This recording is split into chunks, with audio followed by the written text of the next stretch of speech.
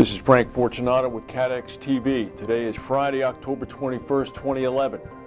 Yesterday in Greece, one protester died in the civil strife as protests continued, but it was to no avail. The Greek parliament passed the austerity budget. Civil servant unions have indicated they're going to inspire massive protests in Athens next week. The Europeans hope to have some debt solution or resolution this weekend. The death yesterday of Muammar Gaddafi apparently will set in motion a series of events likely to escalate the risks of contracts signed under his regime and the transitional regime. The National Transitional Council, which held power and currently still holds power, negotiated contracts that are now at risk of cancellation. This according to a London market political risk forecaster exclusive analysis. According to exclusive analysis, there's a high risk that any contracts entered into with the National Transitional Council will be reviewed or canceled.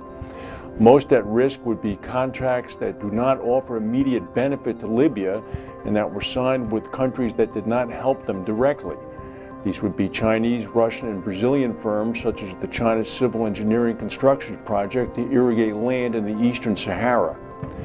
There was an unusual event yesterday in San Antonio, Texas. A 4.8 earthquake, a record earthquake, hit about 100 miles south of Austin, the state capital, at 7:24 a.m. Sent tremors rolling through downtown San Antonio. This breaks the biggest one previously in '93. There were two earthquakes in the San Francisco region yesterday on a day where they were practicing earthquake preparedness drill. One was 3.8 and the next one was 4.0. No injuries or damage. Turkey, as we reported yesterday, may have as many as 10,000 troops in Iraq pursuing Kurdish terrorists. They're going to have help now. Iran has vowed to collaborate with Turkey on pursuing the Kurds. So now we have two countries neighboring Iraq who are avowedly indicating they're going to move into Iraqi territory. Big news yesterday, the head of Willis Limited, Brendan McManus, left the company. Also, the head of Willis International, David Margret, left the company. Graham Millwater, the group president, is going to assume the responsibilities on an interim basis. The departures closely follow a nearly £7 million fine imposed on Willis Limited for failings in its anti-bribery systems between 2005 and 2009. Willis Limited is Willis's main UK legal entity. And now, Prime Minister Yingluck is saying that Bangkok, in fact, is in terrible danger of being flooded.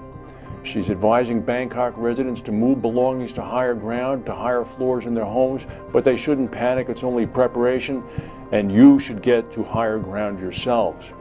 The government has opened up these floodgates in Bangkok to allow water to drain coming from the floods in the north of the city through the extensive system of waterways. The head of RFIB, Robert Fleming International, Marshall King, has left, the broker over there. He's being replaced by Jonathan Turnbull.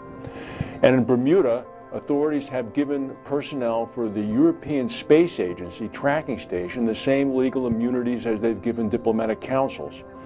They're in Bermuda to monitor the launch of a Soyuz rocket set to take off in December from French Guiana.